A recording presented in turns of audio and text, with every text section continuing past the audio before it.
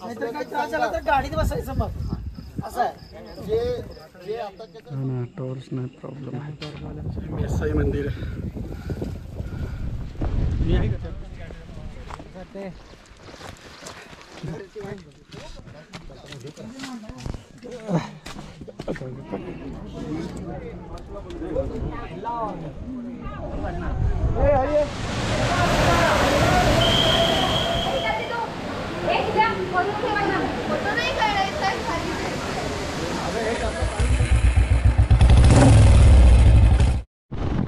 नमस्कार मंडळी, आज शनिवार 19 जुलै. मी आणि वैभव चव्हाण दोघे आपल्या ब्लॅक पॅन्थरवरून निघालोय कोल्हापूरला.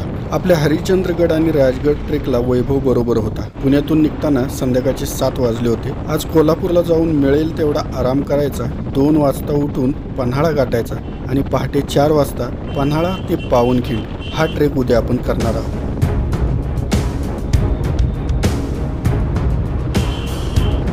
प्राचीन काळी ग्रीस देशामध्ये एका मॅरेथॉन नावाच्या पठारावर लढाई झाली. ती जिंकल्याची खबर राजधानीला देण्यासाठी एक सैनिक 42 किलोमीटर धावत गेला. दुर्दैवानं तो सैनिक निरोप दिल्यावर अतिश्रमाने मरण पावला. याच मॅरेथॉनचे नाव पुढे जगविख्यात स्पर्धेला मिळाले. आपण आजही ते वारंवार ऐकतो. इथे सांगण्याचं कारण एवढंच, तो सैनिक मोकळ्या हाताने फक्त निरोप घेऊन 42 किलोमीटर धावला आणि आपले मावळे स्वतः महाराजांसह बाजीप्रभू देशपांडे, रायाजी बांदल आणि 600ची बांदल सेना कट्टर दुश्मनाला पाठीवर घेऊन हातात अवजड शस्त्रांनिशी आषाढी पौर्णिमेच्या रात्री दगडगोट्यांच्या चिखलातून डोंगरी रस्ता पार करून तब्बल 52 किलोमीटर पावनखिंड गाठतात. एवढंच नाही तर दुश्मन जवळ आल्यावर महाराजांना विशाळ गडावर सुरक्षित पाठवून पाठीवरील दुश्मनाला भिडले आणि घनघोर रणसंग्रामानंतर लाखांचा पोशिंदा सुरक्षित पोचल्याची खात्री झाल्यावर धारातीर्थी पडले. कराडमध्ये शिवराज ढाब्यावर जेवण करून आम्ही रात्री 11:40 कोल्हापूरला पोहोचलो. झोपेपर्यंत रात्रीचे 12:15 वाजले होते. कोल्हापूरमधील करवीर हायकर्स या संस्थेने या ट्रेकचे नियोजन केले आहे. गेले 18 ते 20 वर्षापासून दरवर्षी हा ट्रेक आयोजित करतात. प्रदीर्घ अनुभव असलेले सावेकर साहेब आणि त्यांचे सहकारी संपूर्ण ट्रेकचे काटेकोर नियोजन करतात. त्यांच्या ओळखीनेच ऐनवेळी आम्हाला या मोहिमेमध्ये प्रवेश मिळाला. त्यांच्याकडेच तासभर आराम करून 2:15 वाजता आम्ही फ्रेश होऊन गाडीमध्ये बसलो आणि आमचा पन्हाळ्याकडे प्रवास सुरू झाला. बरेच ट्रेकर्स हा ट्रेक 2 दिवसात पूर्ण करतात, पण आम्ही तो आज एकाच दिवसात पूर्ण करणार आहोत. पहाटे 4 वाजता पन्हाळ्यावर नरवीर बाजीप्रभू देशपांडे यांच्या पुतळ्याचे पूजन झाले आणि ट्रेकला सुरुवात झाली. थोड्याच अंतरावरून मुख्य रस्ता सोडून डावीकडे पाऊल वाटेसारखा रस्ता सुरू झाला. इथेच एका दिशादर्शक दगडावर लिहिलं होतं, पावनखिंडीचा थरार इथूनच सुरू होतो. वाचून अक्षरशः अंगावर काटा येतो.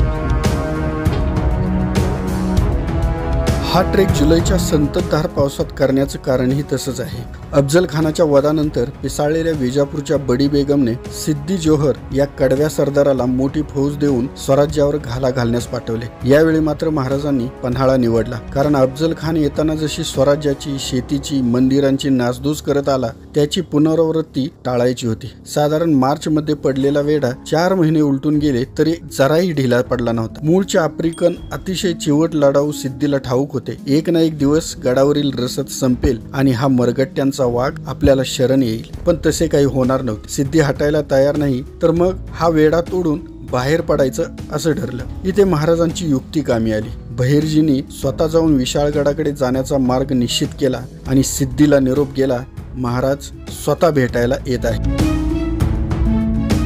2 पालख्या तयार केल्या गेल्या. एकामध्ये महाराज स्वतः आणि दुसरी जी सिद्धीकडे जाणार होती त्यामध्ये नरवीर शिवा काशीद. अगदी महाराजांची हुबेहूब छबी.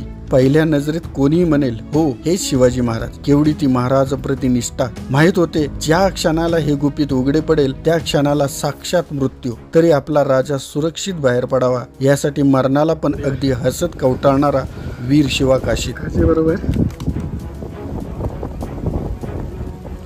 6 वाजेल 2 मिनिटं.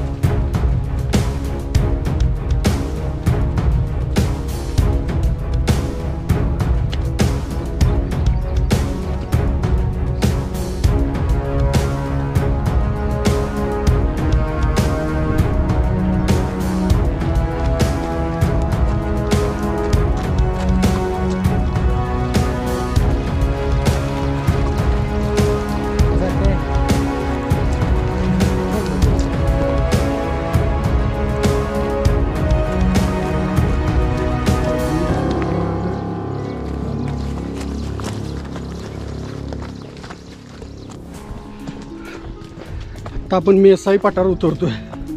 सगळा मेसाई ना, मसाई पठार. हा दगड कसला आहे रे, चिराचा दगड आहे ना, आणि सगळा शेवाळ आहे पावसामुळे, त्यावर चांगल्या ग्रिपचे शूज सुद्धा घसरत आहेत. CTRची वापरा.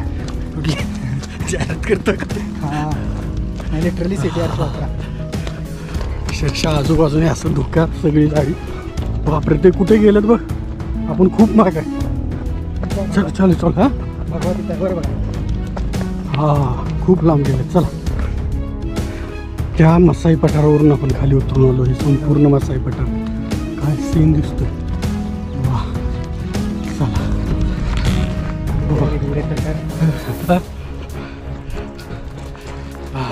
खूप मजा आली. हो, मजा यायला लागली घाम पुसत पुसत. हा, खतरनाक.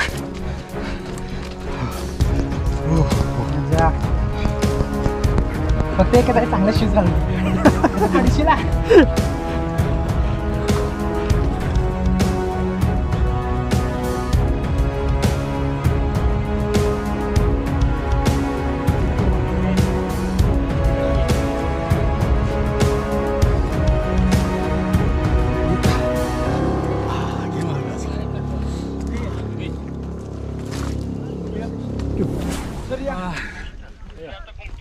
शिवाजी महाराज शरण येणार म्हटल्यावर किंचित ढिला पडलेल्या वेड्यातून विशाळ गडाकडे कूच करायचे ठरले. महाराजांबरोबर निवडक 600ची बांदल सेना, नरवीर बाजीप्रभू देशपांडे, रायाजी बांदल असे पन्हाळ्यावरून निघाले. ती रात्र होती 16 जुलै 1960. आषाढी पौर्णिमा. धोधो पाऊस आणि सुरू झाला पन्हाळा ते पावनखिंड हा थरारक प्रवास. हा ट्रेक केल्यावर लक्षात येतं बहिर्जी नाईकांनी किती हुशारीने हा मार्ग निवडला होता. पन्हाळ्याच्या मागील बाजूने पुसोटी बुरुजाची अवघड उतरण आणि नंतर मसाई पठारावर जाणारी तीव्र चढाई. पाण्याच्या धबधब्याचा अखंड आवाज, ज्यामध्ये कोणाला चाहूल सुद्धा लागणार नाही. वर आल्यावर शेकडो एकराचे मसाई पठार. ते उतरून अगदी पन्हाळ्याच्या विरुद्ध दिशेने मध्ये भला मोठा डोंगर डाव्या बाजूला ठेवून कडेकडेने खोतवाडी, करपेवाडी, माळवाडी करत 52 किलोमीटर त्या पावनखिंडीपर्यंत येतो. इथून 12 किलोमीटर विशाळगड राहतो.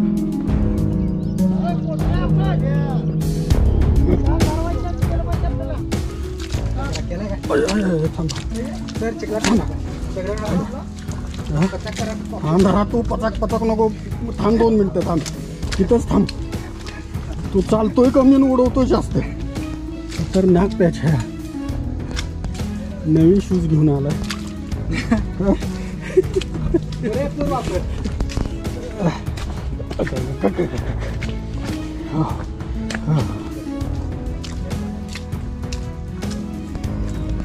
हा खोतवाडीचा पहिला टप्पा आता पार केला. किती वाजले वैभव? 7:05. बरोबर 3 तास आणि 5 मिनिट आम्ही चालतोय. वैभव दिसतोयस का? हां, ह्या ग्रुप बरोबर चालणाऱ्या गाड्या बरोबर आहेत. आता इथं चहा आणि बिस्किट घेणार. शेवटचा झेंडा माझ्याच पाठीमागे, म्हणजे आम्ही सगळ्यात शेवटी आहे. व्हिडिओ करायला लागतो ना, त्यामुळे वेळ लागतो. चला, या शाळेत सोय आहे चहा बिस्किटाची. जवळजवळ 18 ते 20 किलोमीटर चालणं झालेलं आहे.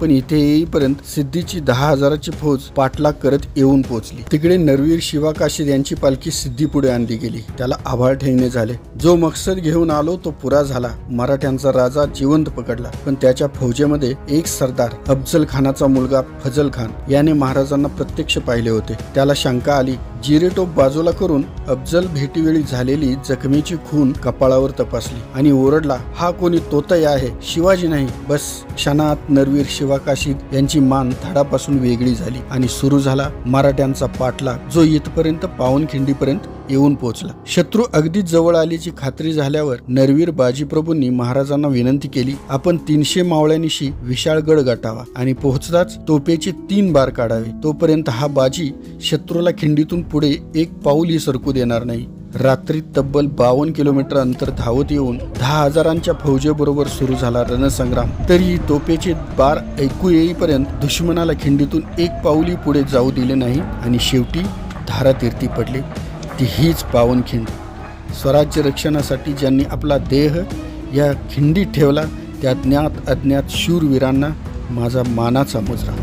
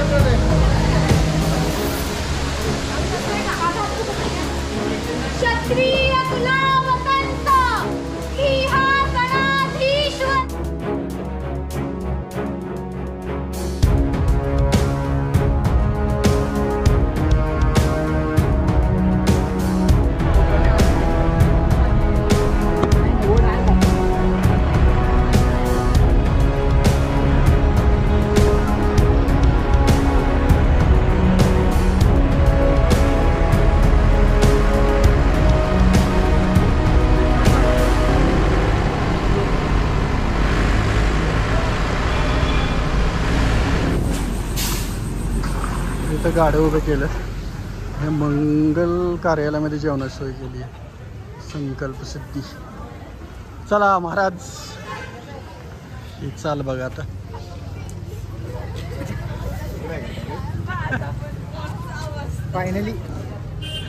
फायनली झालेलं आहे.